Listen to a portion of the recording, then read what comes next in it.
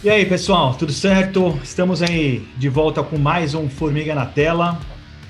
Desta vez vamos falar de mais um programa, né, sobre Cronenberg. Escolhemos aí o filme, um grande filme dele, Marcas da Violência.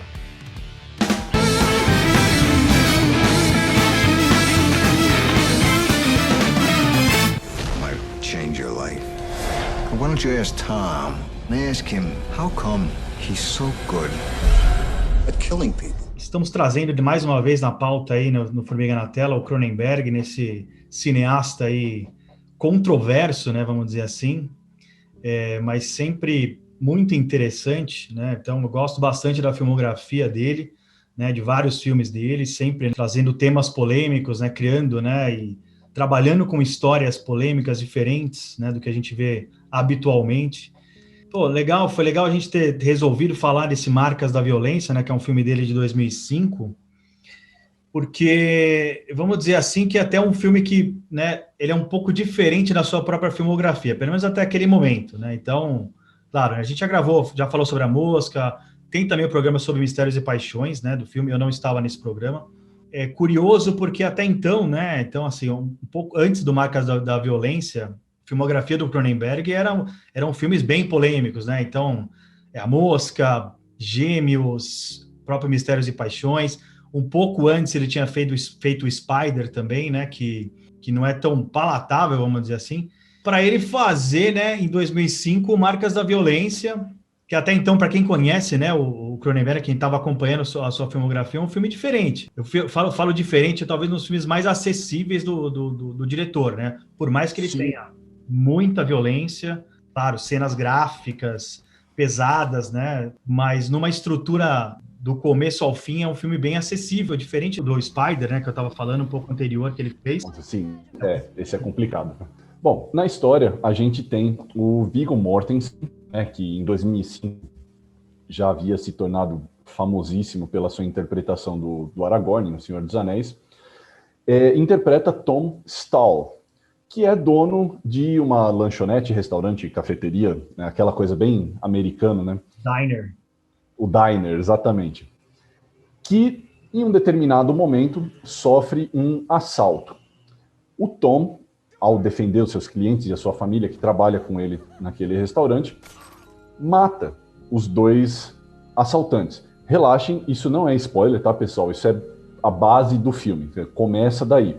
Porque a partir do momento em que o Tom ele mata esses caras em legítima defesa, ele acaba se tornando uma espécie de subcelebridade, porque a mídia local passa a ir atrás dele e passa a revirar o cotidiano e tudo mais, e a expor o rosto dele. E é aí que o passado do Tom resolve aparecer para assombrá-lo na forma de um mafioso, o Carl, interpretado pelo Ed Harris, que passa a pressioná-lo, dizendo para quem quisesse ouvir que esse cara, na verdade, não é um simples cozinheiro de um diner no interior dos Estados Unidos.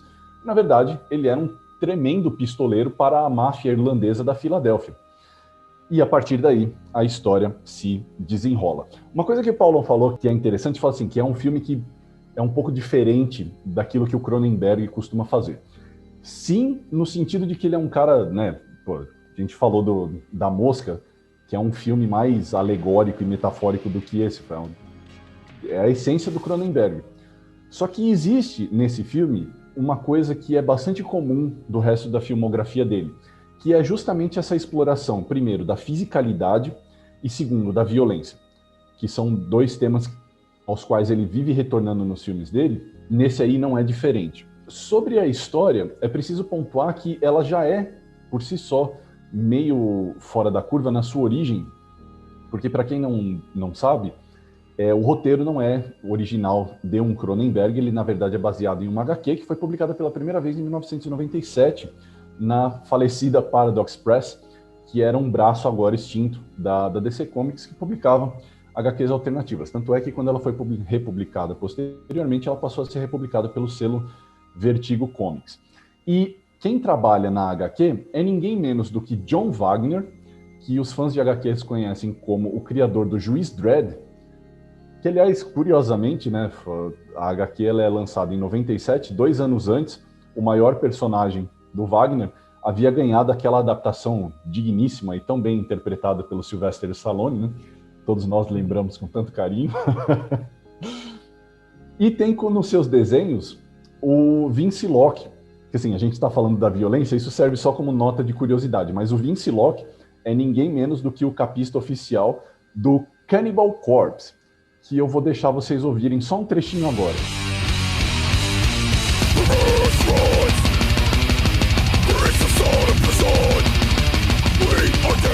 Mas é isso, cara. Então, assim, tudo na HQ exala violência, e eu acho que é exatamente por isso que o Cronenberg gostou da ideia de fazer uma adaptação dessa história, porque ela é justamente isso, ela é uma reflexão sobre a natureza da violência dentro de uma bússola moral que nos obriga a pensar como ela funciona. Porque, assim, eu acho que é uma coisa que chama muito a atenção no filme, é exatamente isso.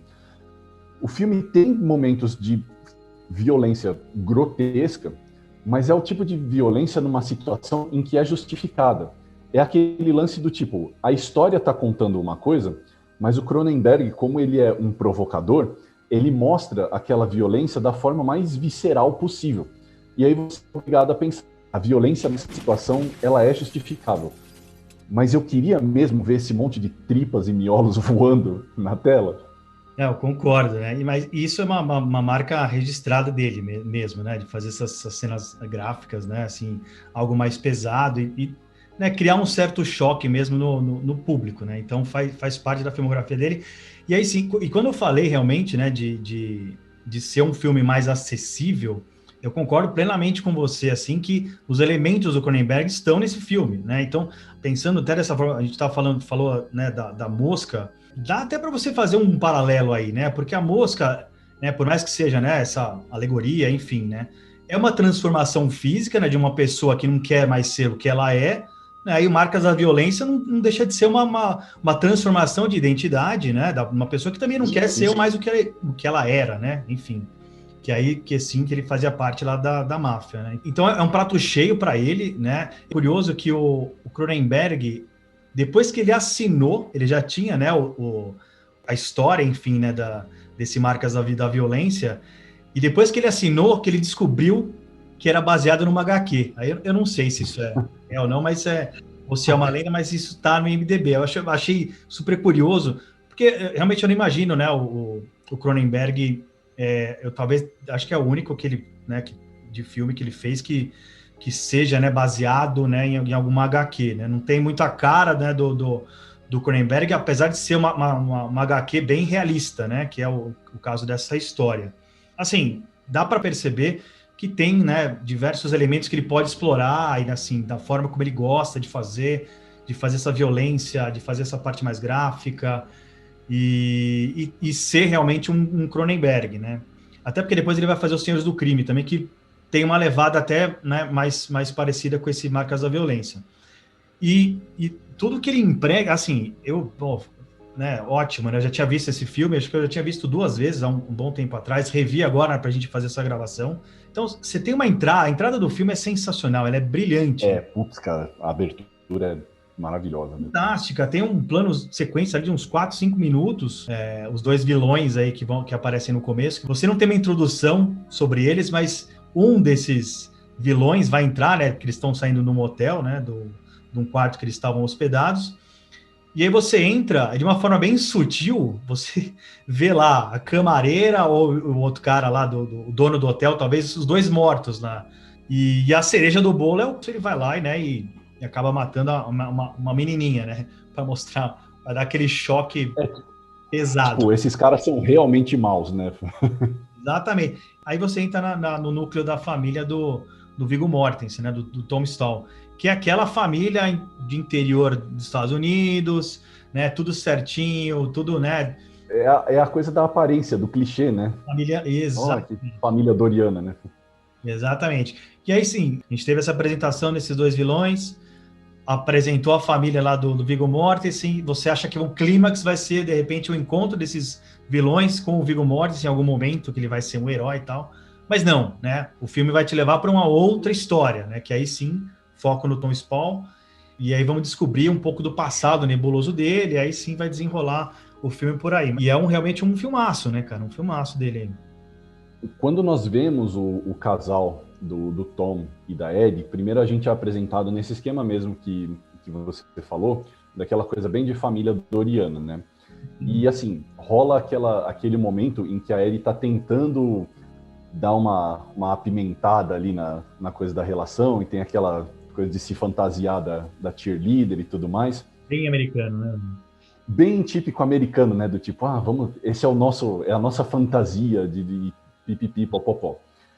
E aí, conforme a história acontece, aí eu não vou entrar muito em detalhe, porque aí sim seria spoiler, mas há um segundo momento em que muita coisa já aconteceu e o Tom e a Ellie, de fato, transam. Isso, assim, eu não sei o que você acha dessa cena, Paulo, mas, assim, para mim, aquilo é muito impactante, não pelo sexo em si, mas no sentido de que, quando a gente começa a história, a gente tem uma imagem perfeita da típica família doriana americana, que é desfeita por esse ciclo de violência. E que é uma coisa que é tipicamente americana, de você resolver tudo na base da porrada, do tiro, da violência, e exercer uma forma de dominação e de poder. Nesse sentido, tem dois personagens que se destacam, né, que é o personagem do Ed Harris e o irmão do Tom, que é interpretado pelo William Hurt, que, incidentalmente, assim, só para quem leu o HQ e não viu o filme, ou vice-versa, é o único ponto realmente distinto entre as duas histórias. Porque o filme é uma adaptação bem fiel da HQ, com exceção desse personagem do irmão do Tom, que aí realmente difere bastante. Mas, assim, no filme isso é importante por quê? Porque são dois personagens que trabalham com essa quebra de expectativa. Porque é como você bem falou, tudo no filme tem muita violência e tal, mas ele é muito mais um filme de suspense, ele tem um clima quase noir, né? E menos de ação bruta, que é justamente para criar um clima de tensão em cima da questão da verdade. Porque o Tom, ele leva uma vida que, nas aparências, é perfeita. E, inclusive, quando ele mata os caras no começo do filme, a questão da coisa toda não é a violência em si, mas o fato de ele ser exaltado como um herói porque ele matou aqueles caras. Do tipo, olha, ele fez justiça, é um herói americano, defendeu a sua família com a sua arma e etc, etc.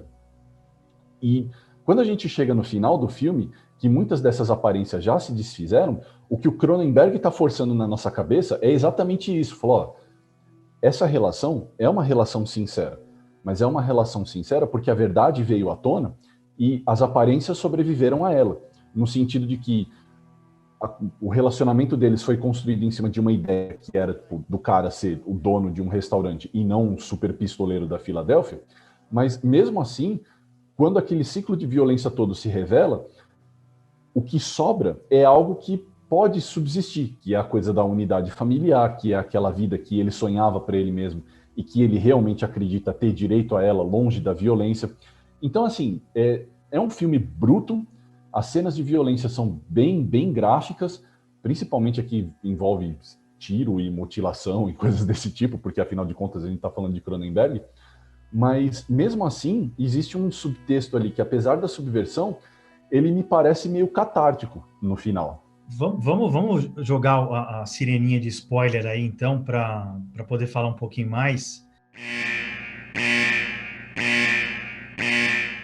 Cara, eu concordo plenamente que não é de graça essa segunda cena de sexo que acontece, né, entre eles. Que é curioso, porque o próprio personagem, né, do Viggo Mortensen, ele, de alguma forma, parece que ele realmente apagou da memória dele o que ele era antes, né? Até pela forma como ele se relaciona quando aparece o Ed Harris lá, né? Que é o mafioso, né? Para encontrar com ele, começar a chamar ele de Joey, né? E não de Tom. Você sente, até pelos olhares do próprio Tom, que de alguma forma ele se dissociou, né? Em relação ao Joey, né?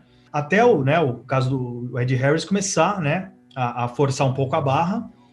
E aí, quando acontece naquele momento, né, que tem um embate entre eles, o Tom mata o Ed Harris, o Cronenberg dá um close, né, no rosto dele, você vê a mudança de feição. Quando ele olha para o filho, parece que ele realmente voltou a ser o Joey, né? E ele passa isso muito bem, essa mudança. E aí a família começa a entrar nesse circuito de violência, né, do Tom também. Aí sim, né, como teve a primeira cena de sexo com a esposa, né, que é aquele lance mais American Dream, né, que é a cheerleader, tal, né, coisa bem, né, pacata, assim, bem tranquila, para depois ter... eco de beleza americana, né? Exato. E aí, na segunda cena de sexo, é uma coisa mais brutal, né, na escada, né, Nada, né? até meio violenta, né, aquela cena, mas mostra que a própria esposa, ela tá meio que se entrando nessa vida, nessa nova vida, né, que é uma vida violenta, mas de uma forma ela ama o marido dela, não sei, enfim. E não só ela, como o próprio filho, né, o filho, bem explícito, né, a mudança do filho também, a reação que ele tem quando acontece, o pai se torna um herói, e aí o filho também tem lá o algoz dele lá, que é aquele moleque lá, o americano. O bully americano, né? Bully, né? E aí ele vai lá, pô, né, e acerta o moleque, com violência também. Você vê que o filme vai partindo para esse lado, né? Então, dessa espiral da familiar, e termina, como você falou do William Hurt, né? Cara, a presença dele é muito... o cara tem, sei lá, 5 minutos de filme e eu acho sensacional, assim. Ele faz um personagem meio caricato, né? Às vezes até parece um alívio cômico ali também na forma como ele fala. É muito bom, é excelente. E é pouquíssimo tempo que ele tá e é marcante. E aí, só até para finalizar, que o Cronenberg faz muito bem, é o próprio final do filme, que é aquele traz uma certa sutileza pro final do filme, que aí sim, né, de uma forma sutil, sem verbalizar, você vê que a família acaba aceitando ele, né, da forma como ele é. Até aproveitando aquele comentário que você fez sobre a mosca, eu acho que é nesse sentido que o lance da metamorfose, da transformação, que o Cronenberg também gosta tanto, ele meio que se revela nesse filme, porque sim, quando ele mata o Carl, o personagem do Ed Harris, rola um momento de transformação, rola uma metamorfose. E o impacto da violência sobre ele, porque eu concordo contigo, ele realmente acreditava naquela vida que ele levava como Tom. E o excesso de violência que faz com que ele volte a ser o Joey é um tipo de metamorfose, e é um tipo de metamorfose que irradia, porque faz com que a esposa acabe chegando naquele ponto do sexo violento. O filho dele, que até aquela cena, né, que ele é um jogo de beisebol, né, para mim, espectador entender, ele rebate a bola do cara que é o fodão do time, depois os caras prensam ele no vestiário, porque, porra, como é que você vai fazer um negócio desse? E ele é ensinado a não revidar. E quando o pai se transforma, aqueles ao redor dele se transformam também. Então, o que o Cronenberg também está nos dizendo é essa metamorfose que traz o horror, que rompe com esse ideal bonzinho, que na verdade é só uma fachada para muita gente, ele é contagiante, ele irradia. Tipo, a violência é uma coisa que contamina. E você precisa aceitar ou não essa realidade. E é por isso que eu até mencionei antes, que no caso desse filme, o Cronenberg ele oferece até uma certa catarse no final dele, que é o que o Paulão acabou de dizer. Tem essa cena que é bonita até. Quem está sentado ali não é mais o Tom, é o Joey. Agora você precisa lidar com o marido Joey, com o pai Joey, e o que a gente vê é este homem é um homem violento, este homem é capaz de praticar coisas indizíveis, mas o que a gente viu da violência dele, que existia nele, foi uma violência em prol da autodefesa, foi uma violência em prol da autopreservação, tanto dele quanto nossa. Então, ok, eu sou capaz de aceitar isso, vamos ver onde isso vai dar. Isso não está dito, como o Paulão bem falou, isso não está dito, mas é o que você entende. É essa catarse do tipo, passada toda a violência, desfeitas as aparências, é isso que sobra. Eu quero ficar com isso? Dá para lidar com isso? O que ele está nos dizendo com aquele final do filme é, sim, não é uma realidade ideal, não é aquela família doriana, mas é uma família. É um dilema moral interessante que ele coloca pra gente. Sabe, eu acho, inclusive, que o filme, uma das coisas interessantes sobre ele é que ele tem mais de um clímax, né? Porque ele já começa aquele plano sequência, como você bem mencionou, e ele dando o tiro na cabeça dos bandidos, por si só, já é um choque. Do tipo, parece que havia mais história ali antes daquilo começar. Quando ele mata o Carl, o personagem do Ed Harris, você fica se perguntando, tá, mas então o filme acabou? Porque para onde isso vai depois disso? E aí você tem um último personagem, que é quando justamente o irmão dele, o personagem do William Hurt, aparece, você fala, tá, então agora vai acabar. E aí, de fato, acaba. É o Cronenberg nos dizendo, olha, ciclos de violência vão arrastar você num caminho complicado, vai fazer você questionar sua moralidade, mas, no fim das contas, se você de fato mantiver uma bússola moral, você é capaz de sobreviver a isso. Então, assim, lógico, essa é só a minha interpretação, mas o que eu quero dizer é justamente isso, falar, há uma catarse moral possível nesse excesso de violência brutal e visceral que o Cronenberg mostra para nós. Esse caso do clímax, eu acho realmente bem interessante mesmo, porque por mais que seja um filme assim, que às vezes você pensa que é um filme comum, um filme, né, normal, sei lá, enfim, né, tem uma estrutura meio normal, mas é isso mesmo, né, ele tem vários clímax, né, então ele passa, né, por todos esses clímax, assim, né, até chegar no final e tem a aceitação, porque o filme realmente termina, ele não fica aberto, né, ele não verbaliza, mas termina, né, fica...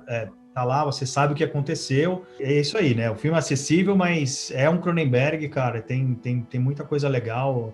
E, né, e o nome, Marcas da Violência, né? Então, mais um nomezinho genérico, né? O nome americano, A History of Violence, ele é sutil, né? Porque eles têm esse A no começo, né? Que é uma história, né? Então, que é legal. E aí, claro, né, os nossos tradutores adoram palavras, né? Tem umas palavras que são os clichês, né? Ou é justiça, marcas, tem marcas do destino, marcas da guerra, marcas do passado. Isso tanto na HQ quanto no filme tem muito a ver sobre o que a gente estava falando, desse sentido de ser uma história que é para ser genérica sobre o que muita gente entende ou percebe como sendo uma espécie de filosofia social americana, que é essa coisa calcada na violência e na dominação. Então, é interessante que você tenha levantado essa bola, né, da coisa da preposição do tipo uma história de violência, porque ela não é para ser simbólica, né? Ela é para ser representativa. Talvez nisso, a gente falou tanto, né, que é um dos poucos filmes do Cronenberg que não tem aquela coisa da metáfora, da ficção, da alegoria tão forte, mas talvez nisso a gente encontre uma alegoria no próprio título, que não foi cunhado por ele, mas que, assim, tem tudo a ver com a maneira como ele pensa, com o que ele mostra pra gente. HQ é fiel mesmo, cara? Cara, é bem fiel. Sim, tem duas sequências só que ele muda bastante. A sequência logo depois da morte do Carl. Aí ele muda bastante a maneira como a coisa vai, porque o irmão dele aparece muito antes. E aí tem algumas sequências que envolvem o irmão dele que são bem diferentes. É mais ou menos o que eu falei, cara. O personagem do irmão dele é a coisa mais diferente que tem. Porque na HQ é mais ou menos esse rolê que você falou. Ele não é tão caricato. É um negócio mais bruto, assim, mais sangue no olho. Então rola essa diferença. Mas eu achei que a adaptação pro filme ficou muito boa. Até porque se ele fosse adaptar todo o arco do irmão, o filme ia precisar ser muito mais longo. Então eu não sei se ia ficar tão legal. E foi até uma escolha corajosa, porque na HQ o personagem do irmão é extremamente importante. E aí ele deu meio que uma cortada e preferiu focar só na coisa do Tom, então deu super certo, mas assim, de resto, a trama... Tem até umas cenas do filme, cara, que parece storyboard, sabe? Parece que foi tirado direto da HQ. É bem legal, na verdade. É isso aí, pessoal. Esse foi o nosso programa sobre Marcas da Violência, esse filmaço do David Cronenberg. Se você gostou do vídeo, deixa aí o seu like, se inscreva no canal e ative o sininho para receber uma notificação toda vez que um vídeo novo for ao ar. Procure a gente nas nossas redes sociais, Facebook, Instagram, a gente está em todos esses lugares. Visite o nosso site, formiguaelétrica.com.br. Se tem críticas, sugestões, mande e-mail para natela@formiguaelétrica.com.br, onde a gente vai poder ler o que você pensou sobre o que a gente falou até agora. E a gente também tem uma campanha no Apoia-se, apoia.se/formigaelétrica, onde você pode contribuir com o que você quiser ou puder, para que nós não precisamos praticar em você marcas da violência. Até semana que vem. Alô.